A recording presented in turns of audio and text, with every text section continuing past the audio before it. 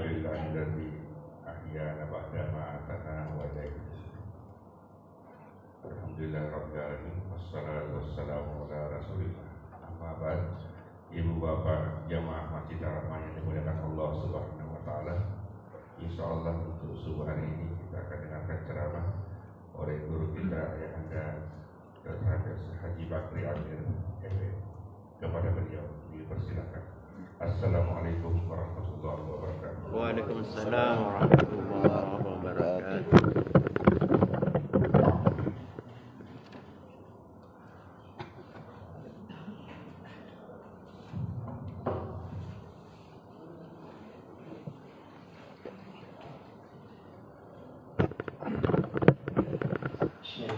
Assalamualaikum warahmatullahi wabarakatuh.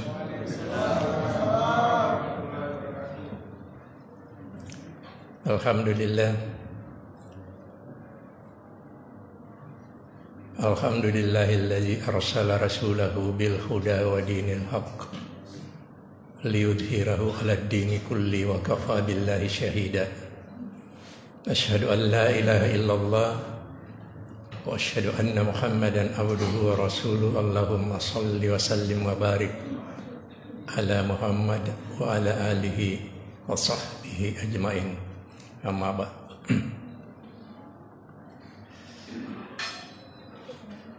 Bapak Ibu sekalian yang insyaallah dirahmati dan dimuliakan Allah Subhanahu wa taala, kita bersyukur pagi ini kita masih dipilih oleh Allah Subhanahu wa taala untuk hadir di tempat yang agung dan mulia ini dalam rangka untuk melaksanakan salat subuh secara berjamaah. Salawat salam kita kirimkan kepada Nabi kita Rasulullah Muhammad sallallahu alaihi wasallam, uswatun hasanah, suri tauladan, role model bagi kita sekalian umatnya. Allah berfirman, laqad kana lakum fi rasulillahi uswatun hasanah. Sungguh telah ada pada diri Rasulullah Muhammad sallallahu alaihi wasallam suri teladan yang baik bagimu. Bapak Ibu yang insyaallah dimuliakan Allah Subhanahu wa taala, ketika Al-Qadr turun, a'udzubillahi minasyaitonir rajim, inna anzalnahu fi lailatul qadr, sesungguhnya telah saya turunkan Al-Quran pada malam kemuliaan. Wa ma adraka ma lailatul qadr, tahukah kalian apakah malam kemuliaan itu? Lailatul Qadri khairum min alfi syahr.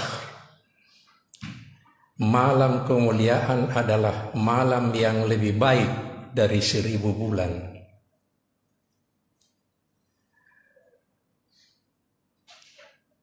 Apalagi lanjutan? Lailatul Qadri khairum min alfi syahr. Tanazzalul malaikatu warruhu fiha biizni rabbihim min kulli amr. Malam itu semua masal malaikat turun ke bumi, dikoordinir oleh malaikat Jibril atas izin Allah untuk mengatur semua urusan, kata Allah. Jadi Jibril turun untuk mengatur semua urusan. Urusan apa yang Jibril bawa turun kepada hamba-hamba Allah umat Rasulullah Muhammad sallallahu alaihi wasallam, bahkan kepada semua makhluk yang ada di bumi, yaitu takdir, ketetapan Allah untuk paling tidak 1 tahun ke depan. Itulah yang disebut dengan Qadar. Qadar itu adalah ketetapan Allah yang diturunkan kepada hambanya dalam menjalani kehidupannya, setidaknya untuk 1 tahun ke depan. itulah qadar. Salamun hiya hatta matla'il fajar. Jadi malam Lailatul Qadar itu adalah malam yang penuh kesejahteraan sampai datangnya fajar. Jadi sejahtera malam itu, bahkan syaitan pun tidak ada yang bisa mengganggu pada saat malam Lailatul Qadar itu. Ketika Nabi kita Muhammad sallallahu alaihi wasallam menerima ayat ini, kemudian menyampaikan kepada istrinya Aisyah radhiyallahu anha. Aisyah istri Nabi yang lahir di Mekah, anaknya Sayyidina Abu Bakar, bukan Aisyah di Maisonette. Ya.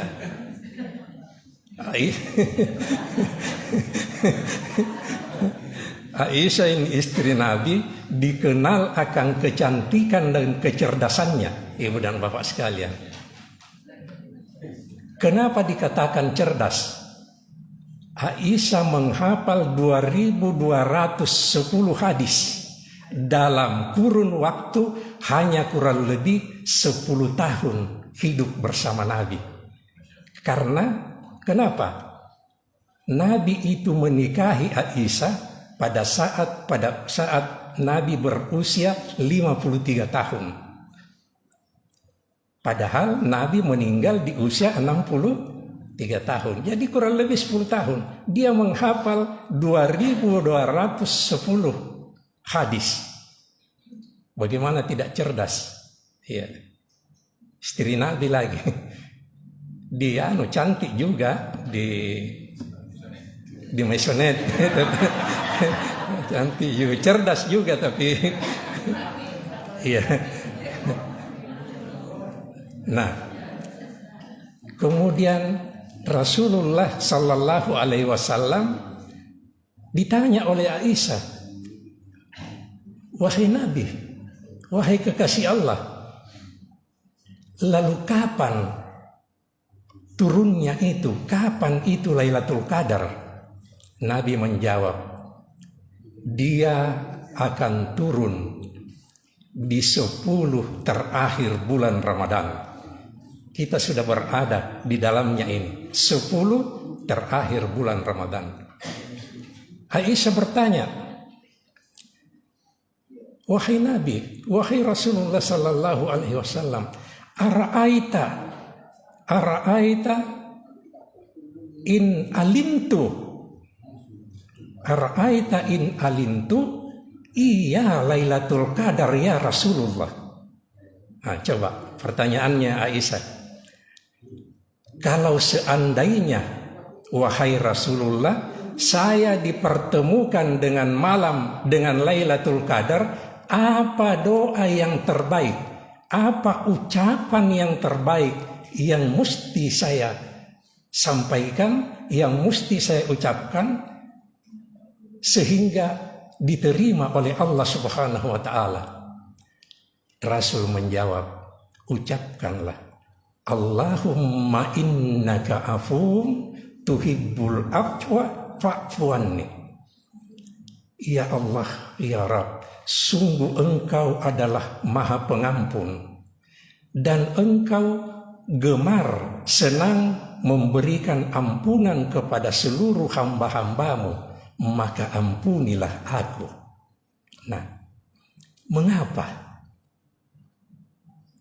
Hanya Allah dan Rasulnya yang tahu mengapa kita dianjurkan untuk mengucapkan doa ini. Akan tetapi para ulama, guru-guru kita menyampaikan memang ada sedikit perbedaan antara maghfirah dan afu. Antara maghfirah dan afu itu adalah sama-sama dapat diterjemahkan sebagai ampunan. Akan tetapi ada sedikit perbedaan. Mana letak perbedaannya? Dari segi makna. Jadi dari segi maknanya sedikit berbeda. Afun, maghfirah bermakna menutup. Sementara Afun bermakna menghapus. Saya ulangi, jadi maghfirah itu bermakna menutup dan afun itu bermakna menghapus. Maghfirah adalah hak prerogatif Allah, hak mutlak Allah untuk mengampuni semua dosa-dosa hambanya di masa lalu. Akan tetapi, daftar dosa di buku catatan harian seorang hamba, di buku rapor kita masih tercatat dosa-dosa yang pernah kita lakukan. Sehingga kemungkinan Allah masih mempertanyakan kepada kita di hari perhitungan nanti, wahai fulan, wahai hambaku, mengapa engkau melakukan itu dahulu? Tetapi karena dia sudah ditutup itu lembaran-lembaran dosa kita, Allah sudah mengampuni kita dan kita sudah tidak dihukum lagi akibat dosa-dosa yang pernah kita lakukan. Itu maghfirah. Lalu apa itu afun? Kenapa kita dianjurkan untuk mengucapkan doa itu? Afun artinya menghapus, maknanya menghapus. Semua dosa-dosa masa lalu kita yang pernah kita lakukan diampuni oleh Allah Subhanahu wa Ta'ala, dan di dalam buku catatan harian kita, di buku rapor kita sudah terhapus, tidak ada bekas. Sehingga Allah tidak akan mempertanyakan lagi kepada kita, mengapa engkau wahai hambaku melakukan hal yang seperti ini dahulu. Dan secara otomatis tentu kita sudah tidak dihukum. Jadi Allah tidak menghukum kalian, sudah terhapus. Bukan cuma tertutup, tapi memang terhapus tanpa bekas. Nah, Bapak Ibu sekalian, lalu kenapa Allahumma innaka afuwun tuhibbul afwa fa'fu anna ini dianjurkan kepada kita? Maka marilah kita berusaha sedemikian rupa semaksimal mungkin agar doa itu kita ucapkan setiap ada kesempatan, setiap habis salat, setiap hari, sebanyak-banyaknya. Jangan ini doa hanya diucapkan pada saat kita menunggu Lailatul Qadar. Jangan ini doa hanya diucapkan pada bulan Ramadan. Jangan ini doa hanya diucapkan ketika kita menunggu saat-saat berbuka puasa. Tapi usahakan menjadi zikir harian kita. Begitu mulianya dan begitu dahsyatnya ini doa. Lalu pertanyaannya kemudian, mengapa Allah dan Rasulnya menganjurkan kita membaca doa ini dan memohon ampunan di malam mulia Lailatul Qadar, di malam yang agung itu ketika kita dipertemukan? Mengapa ini doa yang disuruh ucapkan? Mengapa bukan ya Allah, ya Tuhanku, berikanlah saya kesempatan untuk menduduki jabatan A, jabatan B, jabatan C. Ya Allah, berikanlah saya rezeki. Ya Allah, ya Tuhan, mudahkanlah urusan saya. Ya Allah Tuhan, mudahkanlah jodoh saya. Kenapa bukan itu semua yang diucap? Karena permohonan ampunan dan pertobatan Allah adalah jalan pintas untuk mendapatkan cinta dan kasih sayangnya.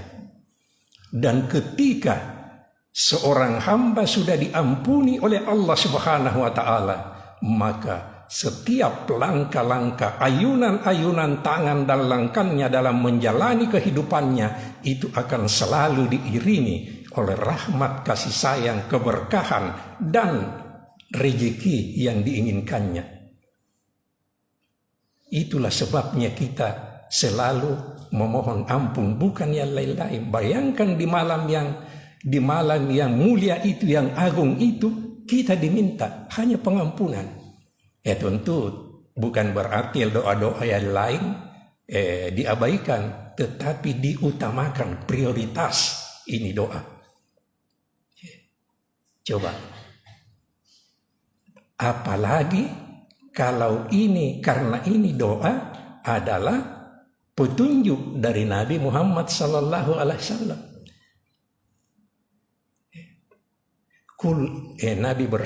Allah berfirman di dalam surah Ali Imran ayat 31. Kul in kuntum tuhibbunallaha fattabi'uni yuhibbukumullahu wa yaghfir lakum junubakum wallahu ghafurur rahim. Coba Bapak Ibu sekalian, wahai Muhammad, katakan kepada semua umatmu, jika engkau mencintai Allah, maka ikutilah aku, ikutilah petunjuk Rasulullah Muhammad sallallahu alaihi wasallam. Niscaya Allah akan mencintaimu dan mengampuni dosa-dosamu. Sungguh Allah Maha Pengasih lagi penyayang. Jadi Allah akan mengampuni dosa-dosa kita kalau kita mengikuti petunjuknya Nabi. Jangan kita bikin-bikin, Pak.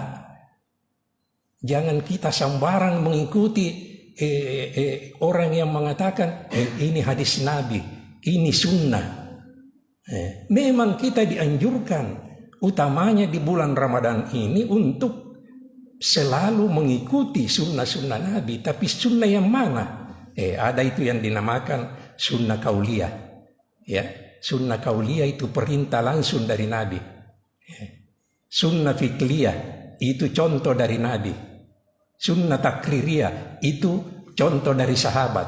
Jadi kalau Nabi tidak pernah dia lakukan, tidak ada contoh, tidak ada perintah, tidak ada contoh dari sahabatnya yang disetujui oleh Nabi, jangan kita lakukan. Jangan sampai menjadi kontraproduktif. Kita mau tambahan, ternyata kesalahan yang kita lakukan.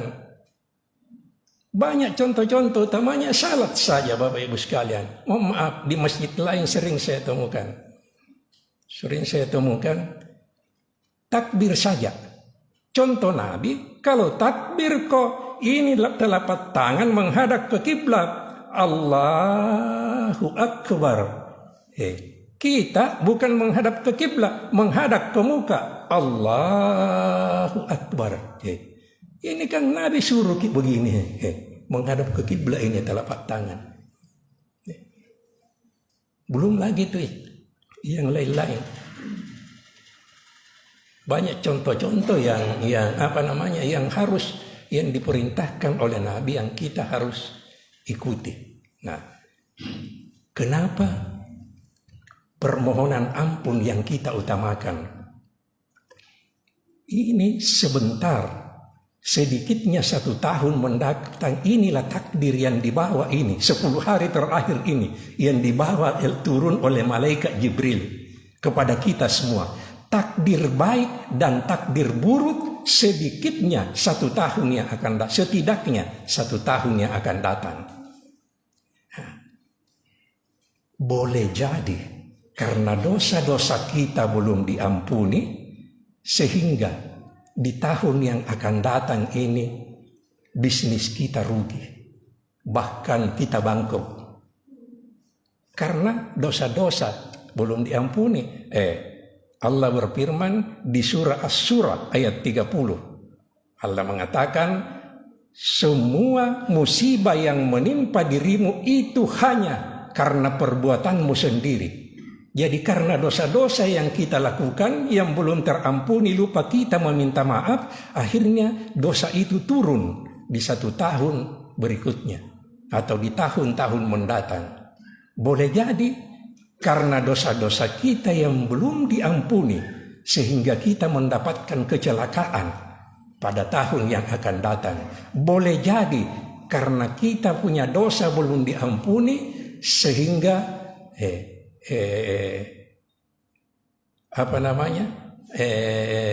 jodoh kita belum terbuka, seperti Pak Sam. Dia bilang sama saya, ada nih calon saya dengan Pak Idrus yang akan datang menghadap kepada calonnya, selalu dia bilang, ini habis lebaran tak tahu ini. Sekali saya umumkan itu calonnya kalau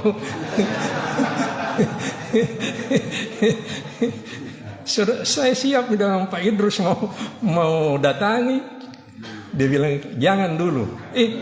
Kapan jadinya? Jadi itu semua. Nah, Bapak Ibu sekalian yang saya hormati, coba kita lihat ayat Al-Qarni, seorang ulama besar dari Saudi, mengatakan begini: setiap kita masuk pada bulan Ramadan atau terutama pada 10 terakhir bulan Ramadan, dia berpesan, berlomba-lombalah kamu berlomba-lombalah kamu dengan orang-orang saleh, menambah ketaatanmu kepada Allah Subhanahu wa taala. Jika kalian belum mampu, belum sanggup berlomba dengan orang-orang saleh menambah ketaatanmu kepada Allah, maka berlombalah dengan para pendosa untuk memohon ampun, beristighfar, bertobat kepada Allah Subhanahu wa taala. Sesuai perintah Allah, sabiqu ila maghfiratin min rabbikum wa jannah arduha ka ardis samawati wal ard. Berlomba-lombalah kalian wahai hamba-hambaku memohon ampunan kepadaku, kepada Tuhanmu, dan surga yang luasnya seluas langit dan bumi. Jadi memang kita diperintah Allah. Kenapa?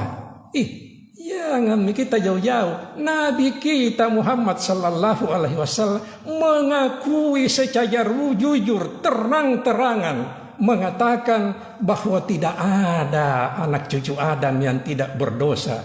Kullu bani Adam khata'u wa huwa khairul khata'ina tawwabuna.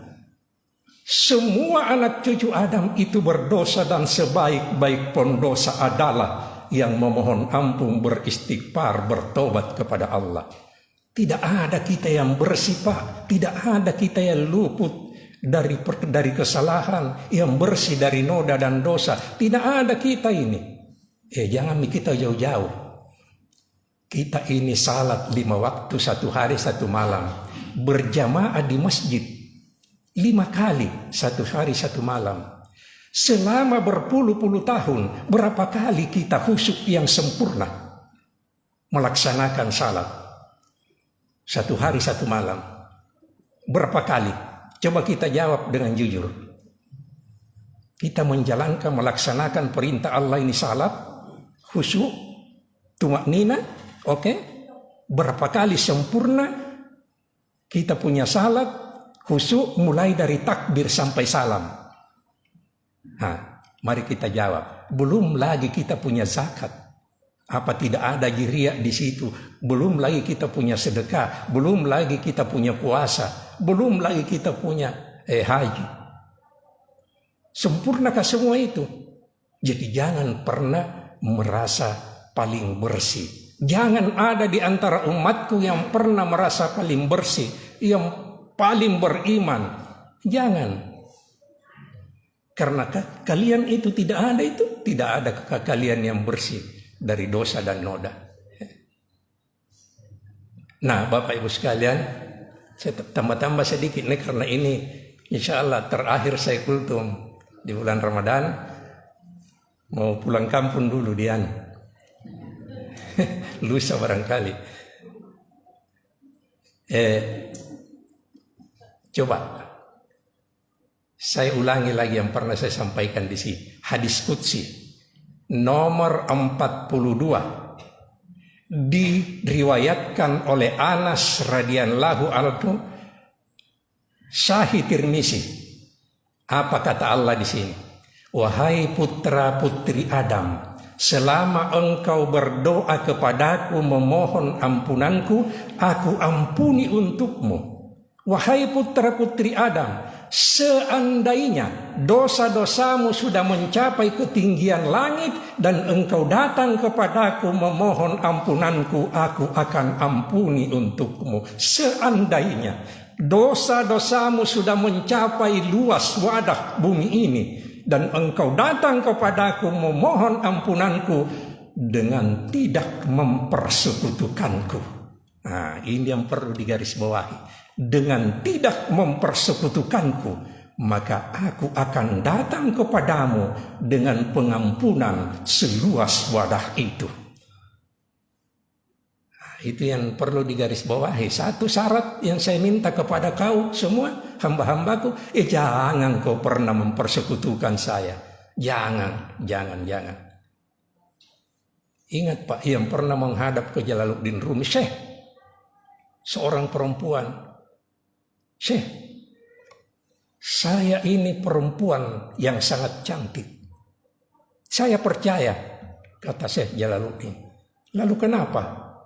Kalau saya tidak percaya, saya buka saya punya kerudung karena dia pakai cadar. Saya buka, dia bilang tidak. Pandangan matamu sudah berarti dari 1000 bahasa bahwa memang kau cantik. Saya sudah yakin itu. Lalu apa masalah? Mengapa saya wanita yang secantik ini, tapi suami saya masih melirik wanita lain? Jatuh Syekh Jalaluddin Pak. Tidak sadar, gemetar badannya mendengarkan keluhan perempuan itu. Tidak sadar beberapa menit. Semua santrinya berkumpul. Ada yang kasih minyak wangi, minyak apa toh. Akhirnya setelah sadar, perempuan itu sudah tidak ada. Dia bilang, santrinya, apa yang terjadi? Kenapa bisa begini, guru? Dia bilang, saya kaget dengan pernyataan perempuan yang cantik itu, yang cantik jelita itu. Dia begitu khawatir, dia begitu murka, dia begitu marah kalau dia mau diduakan oleh suaminya karena dia orang yang cantik. Dia mau diduakan oleh suaminya, marah sekali dia. Saya bayangkan sampai meremang, saya punya bulu roma dan saya jatuh tidak sadar bagaimana marahnya, murkanya Allah yang maha cantik, yang maha indah, yang maha agung, yang maha mulia kalau dia diduakan oleh hambanya.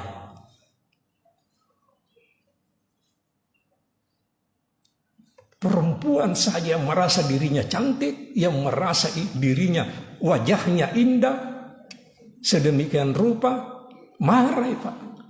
Ada juga yang mengatakan, bisa silahkan kalau ada yang mau. Kalau mau kok ya melirik lagi silahkan. Tapi itu biasa di bibir Pak. Coba ada yang mengatakan begitu. Para ulama mengatakan coba dia sandar di pohon pisang biar bisa hangus itu daun pisang. Begitu marahnya, begitu panasnya itu yang keluar dari badannya. Nah, coba. Nah, akhirnya yang saya mau sampaikan, saya tutup. Allah berfirman begini. La taqnatu mir rahmah, Az-Zumar 53.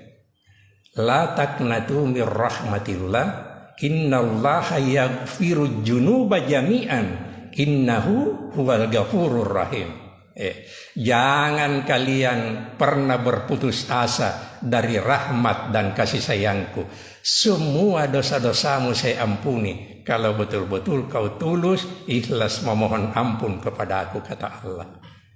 Apa artinya ini Bapak Ibu sekalian? Tidak ada orang baik yang tidak punya masa lalu. Tidak ada orang buruk yang tidak punya masa depan. Semua orang sama, punya posisi yang sama di hadapan Allah Subhanahu wa Ta'ala untuk memperbaiki diri menjadi baik, untuk memperbaiki diri menjadi lebih baik. Seburuk apapun masa lalunya dan segelap apapun lingkungannya dahulu. Jadi kita berikan kesempatan kepada semua orang, semua tetangga, semua keluarga, sahabat kita untuk memperbaiki dirinya menjadi lebih baik. Iya. Silakan, karena Ada saya punya sahabat, kalau dia kalau mau maju anggota dewan atau mau maju jadi anggota DPR, diungkit semua dia punya masa lalu. Diungkit-ungkit baru disebarluaskan kepada masyarakat. Ya, pernah Tommy terpilih, pernah Tommy termakan itu oleh isu-isunya. Masyarakat termakan, akhirnya dia tidak terpilih, tapi pernah juga dia terpilih. Karena dia dibenci. Ada yang benci, yang namanya manusia. Tidak semua ini Pak, kita ini tidak semua orang senang sama kita. Kita harus sadari itu. Ada yang benci mungkin, ada yang tidak suka, ada yang suka, pasti itu terjadi. Itu fitrah manusia. Cuma guru-guru kita para ulama berpesan, belajarlah pada gelapnya malam. Kegelapan itu tidak akan pernah dikalahkan oleh kegelapan. Kegelapan itu hanya dapat dikalahkan oleh cahaya. Dendam kebencian kepada sesama tidak akan pernah dikalahkan oleh kebencian. Kebencian itu hanya dapat dikalahkan oleh cinta, kasih sayang dalam bingkai sesama umat yang beriman. Subhanakallahumma bihamdi, asyhadu an la ilaha illa anta, astaghfiruka wa atubu ilaik. Assalamualaikum warahmatullahi wabarakatuh. Cocok Miko? Saya datang.